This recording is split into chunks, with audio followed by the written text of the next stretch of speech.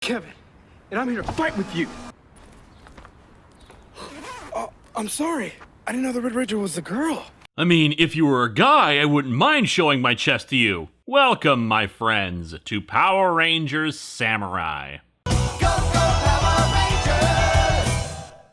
Well, we finally reached this point, my friends. We have now reached the point where I am doing History of Power Rangers on a season that was made while I was working on History of Power Rangers. Hell, I even gave my thoughts on it at the time in a previous installment as the series was happening. My thoughts since then, well, they've changed a bit, but that's what time and reflection will do. The same thing seems to have happened for a lot of fans, reevaluation of the series after something that is perceived as worse has come along. I think part of the problem with the series and how fans viewed comes from the absence of Power Rangers material, the general perception that the earlier Saban seasons were better than Disney seasons, but also that the previous real season of the show, RPM, was such a creative success despite all the behind-the-scenes tumult. Thus, when it was announced that Saban had reacquired the series and was making a significant effort in relaunching it on Nickelodeon, it was seen as, "The dark times are over, our true savior has returned!"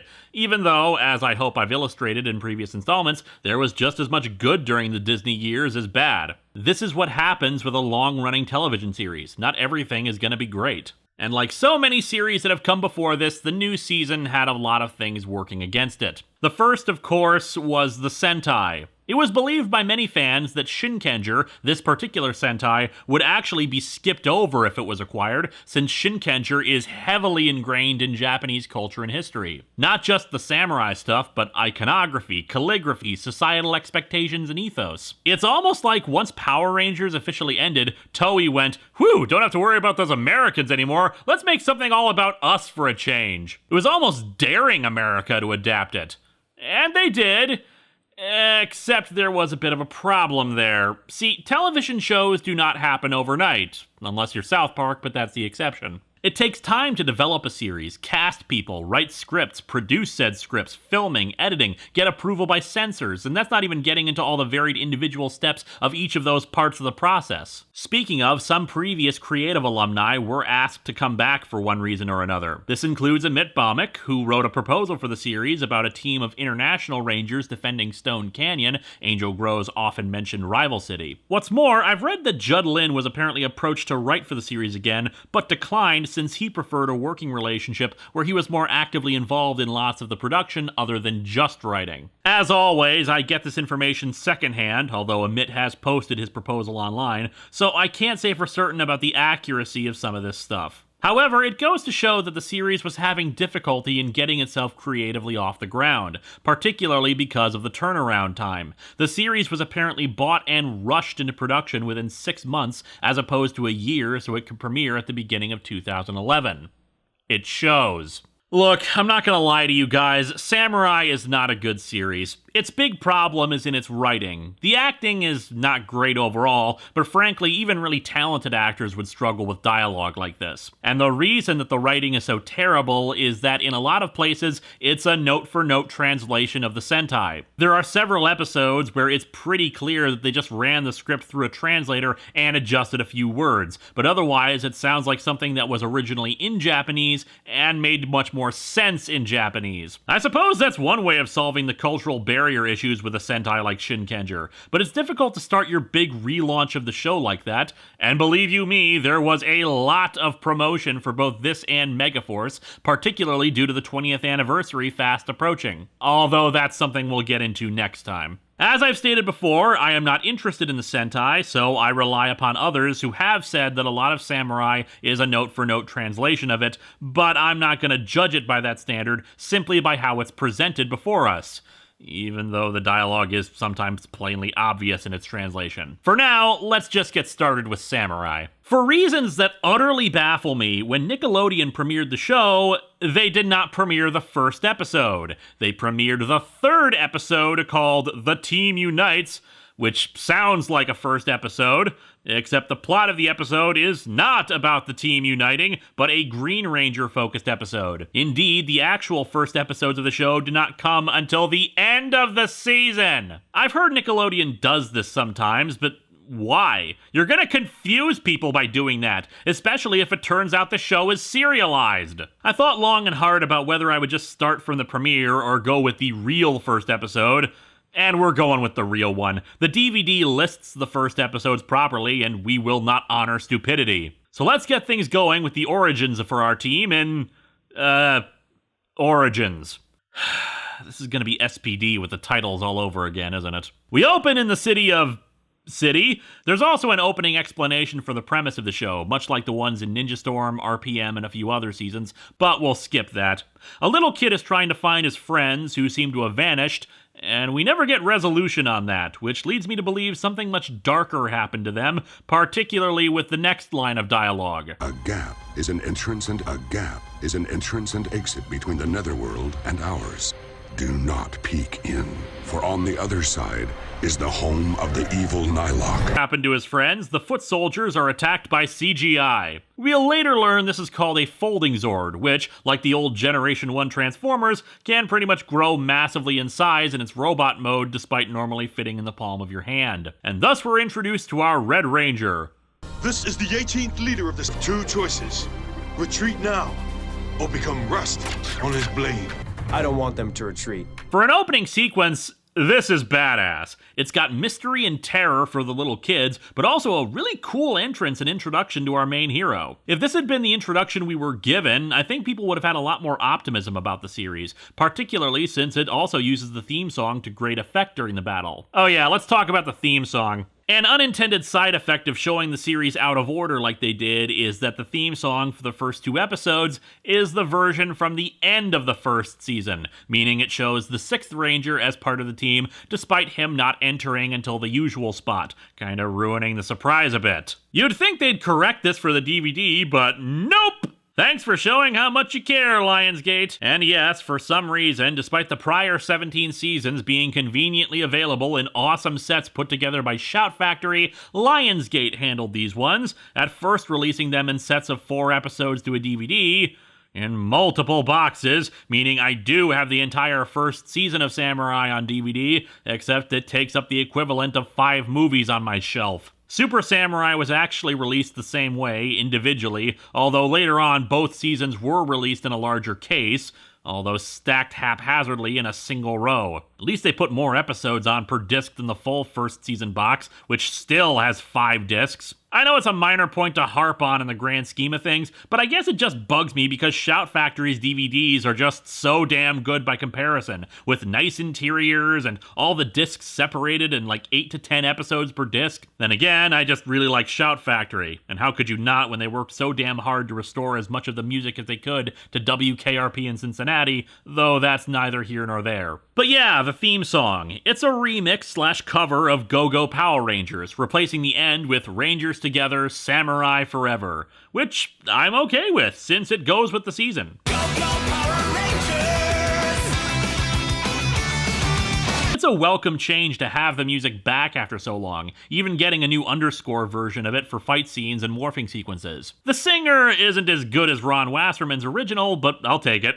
I'm a sucker for this song. Mind you, the most annoying thing about this is that they felt the need to have the characters yell out their names, as if they were worried the little kids would forget. Speaking of higher quality stuff, as you can see, the series is now in HD, and it looks beautiful. Mind you, some of that just might be the general cost of how things operated in 2011. You're harder pressed to find equipment that isn't widescreen these days. Anyway, our Red Ranger demorphs, and we learn that our mentor, named Mentor, and that one is not a joke, his name is Mentor G, says that he's been training Justin Bieber here all his life. But I'm used to fighting alone. I don't want to put anyone else in danger. The Nylok attacks are escalating. More and more of them are coming across to do their evil. Sure, and if any more Moogers dare pay us a visit, they'll get a taste of my spin sword. What's so funny about this exchange is that it's kind of the driving force behind the entire season. Jaden's inability to act as part of a team, whether the show realizes it or not. Teams of samurai, have battled this evil for centuries. What's interesting to me, at least, is that this series pretty much confirms something that was already either heavily implied or at least never outright stated. That there were Power Rangers before the Mighty Morphin era. Oh, sure, there are the Wild West Rangers that Kimberly helped invent, but then you have stuff like the Shogun Zords, or various other ancient devices, weapons, and Zords that have been buried on Earth for hundreds, if not thousands of years. Basically, there's an entire legacy of Rangers that has extended into the past. Maybe they were all Samurai Rangers. Maybe they had their own themes going for them, but they existed and were present. The Mighty Morphin team was simply the first to be publicly documented. If other records existed of those teams, they could have been lost to history, taken away and classified by governments and other powerful organizations, or simply that the time travel crap that's happened on the show, particularly during Time Force, screwed around with history enough that they were mostly erased or the knowledge of them lost. Boy, wouldn't that be something fun to explore and talk about? Perhaps for some kind of anniversary season! Anyway, Mentor G says that there are 4 other people like Jaden who have trained all their lives to become part of the Samurai Rangers team. Over to the Netherworld, where instead of Beetlejuice, there's just a lot of red filters. We meet Octoroo, the second in command of the evil forces, who spots a boat rising from the water. On board the boat is this lady strumming the Power Rangers theme. It's good to be on board again. So, Daiju, where's the big red one? Given that your entire dimension looks like Waterworld on Virtual Boy, I think you need... And thus we meet our main villain, Master Xandred. And boy is he unimpressive. I have a splitting headache this morning, so zip those lips, unless you want to spend the rest of your life untying those noodles you call a face. Gotta love generic, gravelly villain voice who whines and occasionally casts some spells. Xandred spends 99% of the series sitting on his ass drinking booze, medicine for his headache, just yelling at everybody and being pretty much less intimidating than Divatox. I mean, hell, even Lothor bothered to go fight the Rangers himself once in a while. You're pretty grumpy for someone talented enough to talk with his mouth closed. Okay, that was funny. Xandred and Dayu are a little out of date, just learning now that the Samurai Rangers are still around. After dispatching a monster to go terrorize Cityland, we start getting introduced to our other team members. First up is Kevin, who has aspirations for his swimming career, but is told by his father that he now has to go and join the team. We get glimpses of others, Mia working at a daycare, Mike at an arcade, and Emily practicing on her flute. The monster type for the season, referred to as a Nylok, emerges from a gap along with a swarm of Moogers and trips a sensor, ones that are placed all over the city to alert our heroes of danger. We see G and Jaden at their base of operations, the Shiba House, learning of the attack and how they need to summon the others. We even get a flashback to Jaden's father, the former Red Samurai Ranger, saying farewell to the two. Naturally, such an important and defining moment of his childhood is his motivation as a character, the single most important element that will get continually called back upon and referenced, and maybe even working out his father issues. Yeah, this is barely a footnote. Frankly, it'll get referenced, but not for anything important. Anyway, the other Rangers are summoned by the most efficient method possible, shooting a magic bow and arrow.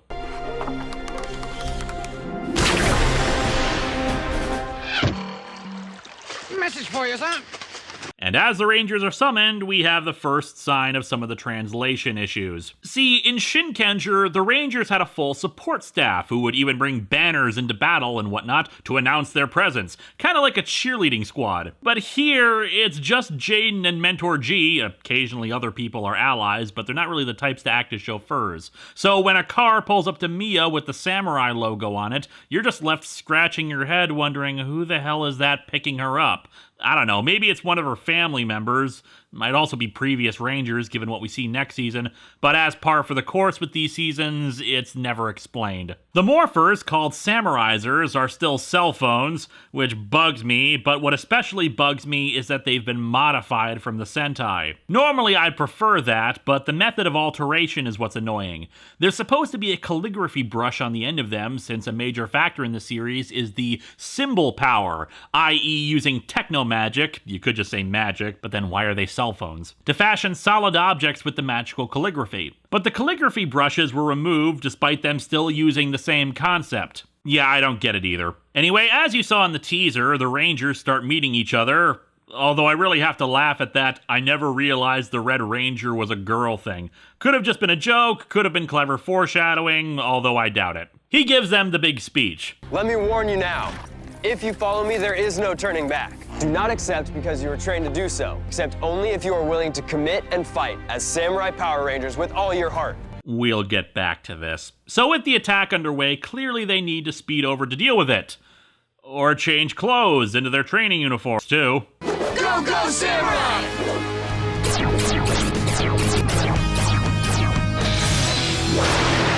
Despite the cell phone morphers again, I do like the method of transformation, the colorful morphing sequence, and the outfits. The calligraphy thing is a wholly unique thing to them, and that last smack wise, and really do convey a traditional robe or kimono. Really, the only thing missing for a samurai series would be the armor, which is oddly enough really only an American thing, but we'll get to that. Speaking of American-only things, the puns. Oh dear lord, this is a series where people need to shut the hell up. Jaden didn't need to consistently be throwing out jokes and puns during the earlier fight scene, and it was friggin' awesome. So why do they feel the need to put them in here? Hell, I wouldn't even mind if this built to something, like Jaden's insecurities as a leader. You know, like if he said, "We need to be serious and not be such a tight ass," but nope, it's just puns and jokes for the sake of puns and jokes. Again, this is something I'll get into more with Megaforce than this one, but the attitude that they take with this season is, well, we need to recapture the spirit of Mighty Morphin to try to hit that same zeitgeist, without realizing that things have changed. It's even more bizarre given Jonathan Zacher is back as showrunner. While the guy has his problems, he did direct a lot of notable episodes of Power Rangers and served as producer for several story-heavy seasons, yet the ones he produced under this Neo-Saban era feel like regressions.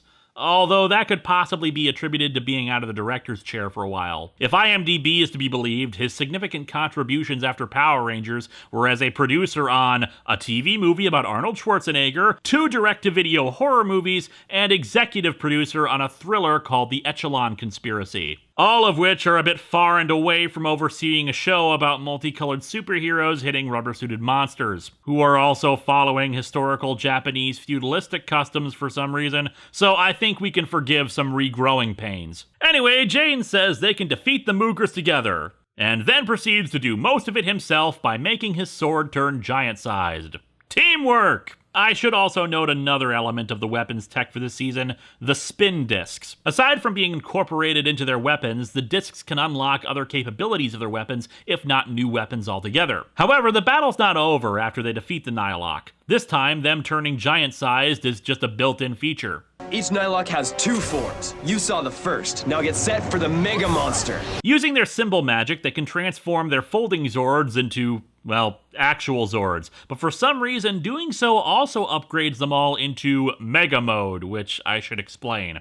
As I said last time, Bandai was going ahead with a toy line whether there was a show to promote it or not. In 2010, there was the reversioned Mighty Morphin Power Rangers that helped promote a new toy line of it there, but they had apparently already begun working on the Samurai toy line before the show had been confirmed as happening. In fact, there are early in-production images featuring the original Mighty Morphin actors' head sculpts in the Samurai toy line for the figures that flipped their heads into the helmeted form. However, they were also constructing the Mega Mode figures as a kind of powered-up form in the toy line. Saban apparently was also already planning on refilming the cockpit scenes, ostensibly for being too Japanese or something. I don't know, I never watched Shinkenger. So they decided to promote the toys anyway by creating the Mega Mode suits in the flesh for the new cockpit stuff. And frankly, I love the Mega Mode suits. They actually feel like a natural extension of the powers, especially since it gives them proper samurai armor. And let's face it, it's sure as hell better than glitter. The only disappointment is that we never see the Mega Mode suits outside of the cockpit sequences. Amusingly enough, as part of the folding Zords concept,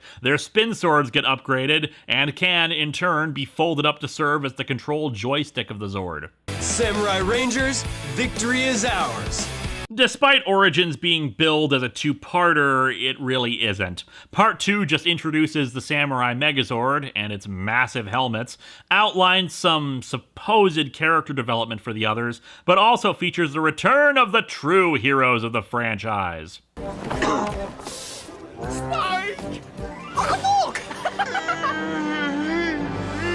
You know, kid, you really gotta watch where you're going. The addition of Bulk into the series was likely a last-minute choice, most especially evident in one glaring problem with this season. They don't interact with the other Rangers. There are some exceptions to that, which I will talk about later, but a lot of the editing points out that they were rarely on set together. Clearly, Bulk was brought back for comedic effect, not sure why they didn't bring both Bulk and Skull together, and possibly to bring back lapsed viewers, but otherwise, their inclusion makes very little sense when they rarely, if ever, do anything with the Rangers. There was speculation that there were plans to adapt certain Sentai plots with Bulk, including a brown Shinkenger thing that didn't get adapted, or Spike becoming the Gold Ranger, but nothing solid is confirmed. And yes, Spike is Skull's son, with rumors being that he eventually hooked up with Kimberly, but again, unsubstantiated, and difficult to accept given the respective personalities, even with Bulk and Skull's character growth. But yes, like the seasons of old, I actually found Bulk and Spike the highlight of the season, even if the shtick doesn't have quite the same perfection that it did in the old days. We'll be looking over their characters more at the end, but here's the deal. And what I'm gonna do is train you to become a samurai. I'm an expert in the field of samuraiology. I have a bit of history with the Power Rangers. Did I ever tell you about the time we enslaved 2 amnesiac monsters, and yet they didn't murder us when they got their memories back? The goal of the villains is also revealed in more detail. They want to flood the Earth with the Sanzu River, which flows in their realm. The gaps between dimensions are already there, but they need to get all that red water from one universe to the next. The way to do that is by making humans cry. Somehow, the tears of humans mystically transform into water in the Sanzu River. The monster attacks are designed to create enough despair and tears in humanity to flood the river and allow them to openly invade. Otherwise, Nilox can't sustain themselves on Earth without the waters of the Sanzu River. They dry up. One thing of note that's a bit more subtle that I picked up on was the villain music of the season. If the dialogue is a bit more low-key, you can hear shades of the original music used during the first season for Rita's Palace. Hell, they even created an updated version of the Bulk and Skull music. I prefer the original in that regard, but it's still enjoyable. Origins is basic. We learn things about our main characters, supposedly setting up arcs for them, but they're not really all that important in the grand scheme of things. There's a bit of grandiosity to what they're doing, I'll admit, but that's standard by this point for the show. It does a lot of things right for how a season should be started, except for a lot of people, particularly the kids, it's not the start of the show because some idiot decided to show the 3rd episode first! However, if this had been the actual start, it would have been pretty interesting to see where things went. The villains are boring to begin with, not even hinting at some of the stuff that would come later, but there are definitely a lot of unique ideas present. Rangers together! Samurai forever! So let's talk a bit about the victory is ours and samurai forever thing, because there really isn't much else to talk about for another few episodes. One of the first major steps for creating your own unique series, be it an action-adventure show like Power Rangers, or yes, even a web series of internet video reviews, is creating mythos. I don't mean legends and complicated backstory for everything. I mean elements to your series that make it distinctive, the tone you're trying to set with it, and a status quo for how things operate. Some of that is as basic as iconography, symbols, repeated visuals, or just a style for how it looks and feels that makes it instantly recognizable as that series, even if it's shown for someone who otherwise is unfamiliar with the work. Here's one that's probably familiar with most Western audiences. A maiden on a balcony with a man pining for her below, and the two exchange sweet words for one another.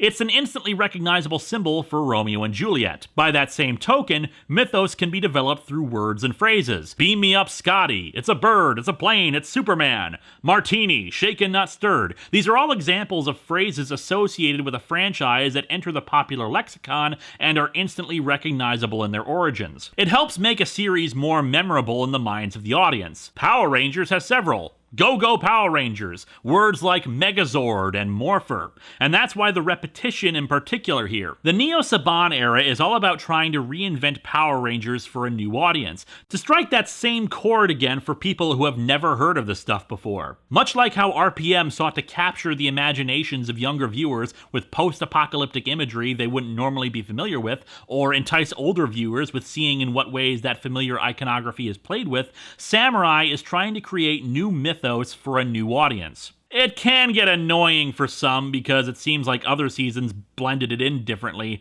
but it was still there. To quote the Plinkett reviews and one of its own form of mythos, you might not have noticed it, but your brain did. As with all seasons, power-ups and new weapons are acquired. First up is in an episode called Day Off, where the titular Day Off lasts all of 7 minutes, while the rest is the team focused on defeating an enemy. The new weapon is a spin disc that Jaden has to master, the Beetle Disc. There are secret discs passed down from previous generations of samurai. Most have been lost in battle.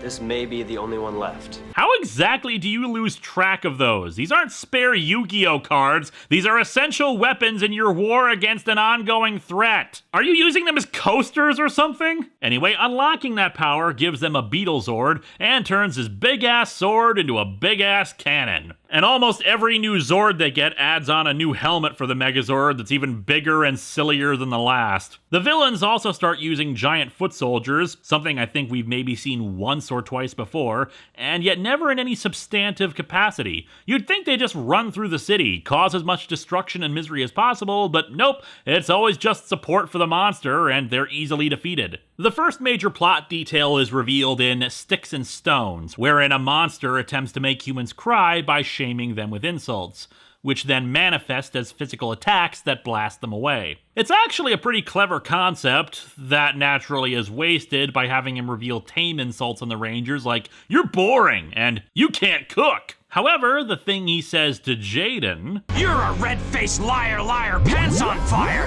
You've got a secret." More on that much later. Less later, a whole 2 episodes in fact, they get another Zord, the Swordfish Zord, which naturally is done in the most logical manner possible, by having Kevin trying to catch it with a fishing line with the aid of a random fisherman who apparently made a lot more sense than the Sentai.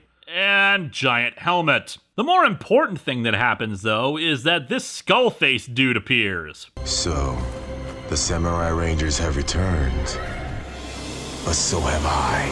You are not even kidding. He's followed up on in the next episode, Here Come the Brides, probably the first episode of the season that I would actually call legitimately good, hinting at future storyline stuff, the Rangers thinking outside the box with their strategies, and of course, more Bulk and Spike. Meditate on the image of your samurai sword, cutting through injustice as easily as a knife slices into cake. Spike, I ever tell you about the time your dad and I became heroes to the planet of Horath? Anyway, the plot involves Dayu kidnapping brides, who are apparently more upset about missing their wedding day than being kidnapped, mostly because of her own backstory. More on that later, but we find out who Skullface is. Decker. The cursed warrior. Decker loves talking about his phallic symbol, his sword. Uramasa, my trusty sword. And I mean he loves talking about it. Awkwardly. My sword, Uramasa. My sword, Uramasa. My sword, Uramasa. My sword, Uramasa. My sword, Uramasa. He seeks a worthy opponent to defeat, fixating on Jaden for that goal. He basically spends most of the season either challenging Jaden or saying he's not ready to fight him yet, even attacking other Nihilocks who would threaten his ability to fight Jaden. I can't seem to think of anything else of note I should bring up about him.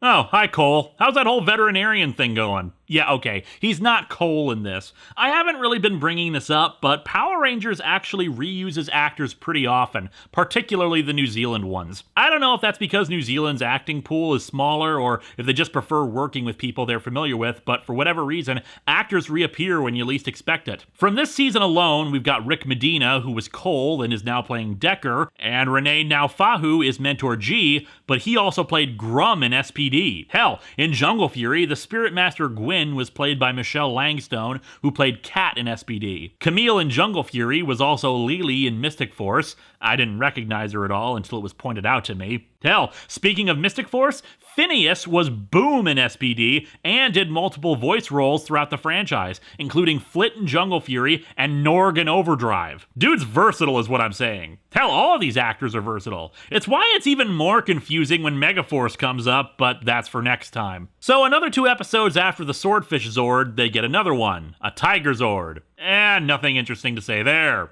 Say, Decker, you got any insight? If I can't finally fight a worthy opponent and bring him to his knees, then what's the point in being immortal? Well, there's lots of stuff. There's knitting and movies and, knitting? Well, maybe some interesting stuff is happening with the Rangers. I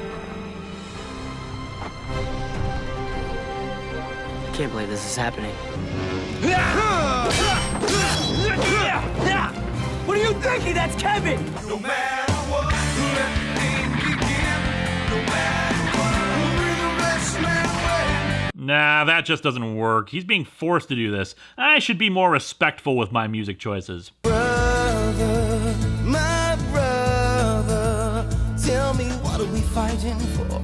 We got to end this war. Yeah, it goes to show how just really uninteresting the show is when the most intriguing thing that happens is when Decker shows up in human form to comment on the battle, giving a little swordplay lesson. Oh, yeah, and the 3 new Zords can form into the Samurai Battle Wing, which is like a giant plucked bird that lets the Megazord fly, yada yada. On to actual plot stuff. In Test of the Leader, the villains do some research and discover that the power to seal the Nilox in their realm, Master Xandred included, rests within the power of the Red Ranger and his family, the Sheba family. Okay, a lot of people have pointed out that it's odd that Jaden, a white guy, has a Japanese last name, but honestly, one of his descendants could have been adopted into the family or married into it. Really, the annoying thing is why the hell they didn't just cast someone Japanese as the Red Ranger. They've already got all the Japanese trappings anyway, so why not just go for it? Especially since an Asian Red Ranger is still something that hasn't happened in Power Rangers in 20 years! Anyway, Xandred, in his anger, unleashes a horde of Moogers to Earth, where naturally Bulk is quizzing Spike about their samurai code. Spike, I ever tell you about the time your dad and I got transformed into chimpanzees? Actually, the plot stuff that happens here is that Mia rescues Spike and thus he gets a crush on her. It goes nowhere aside from goofy antics. After they hear Xandred's voice calling out for the Red Ranger, the group returns to the command house. G explains to them what's up. There is a secret symbol that can create a seal.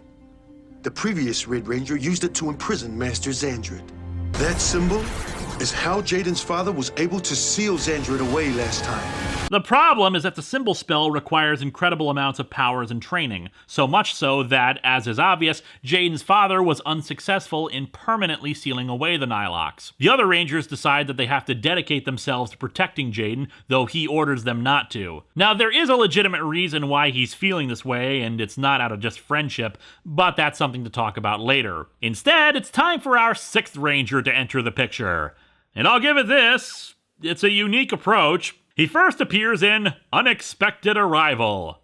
Finally, I have arrived! How unexpected! Anyway, he uses his fishing rod as a bow and arrow to send a message to the Rangers. See you soon. Well, now he's expected, so the title is a complete lie. The important thing to note is that one advantage this team has over a lot of others in the past is that they actually take the time to set up proper defenses for their headquarters, specifically symbol magic that protects the house from any Nilok. We haven't seen anything like that since the Mighty Morphin days. Kudos. While Jaden deals with a subplot involving the Nilok spying on him, the other Rangers find flyers handed out by the Gold Ranger for his traveling fish shop, and, well, the writing matches the note with the arrow. What? You're... Uh-oh. No! You're gonna ruin my big moment! The Rangers get their asses kicked by the subplot, but fortunately they are saved by anchovies. Now this is a big moment. Man, this is gonna be so golden. Samurai Morpher! Gold power! Ha!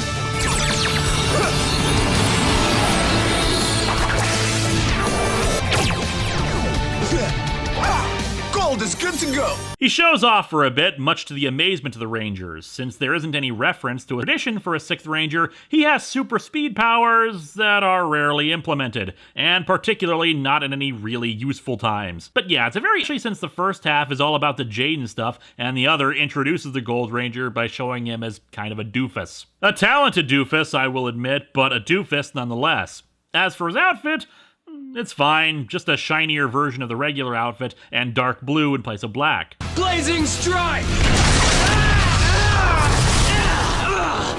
Excelente! Yeah, about that excelente. His catchphrase in the series will become Fantastico, because they need to hammer it into the audience that he's Latino. Except he isn't Latino. His actor, Steven Skyler, is Thai.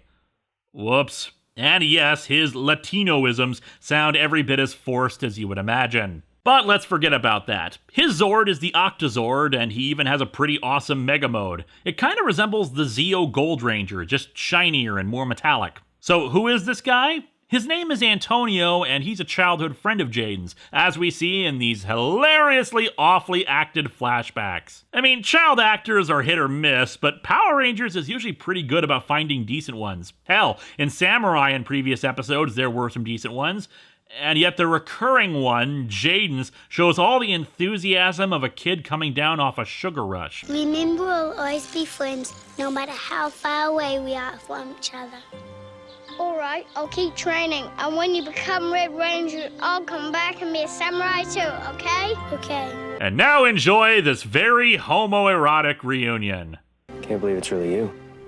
Believe it, baby, I'm back! And I'm ready for some action.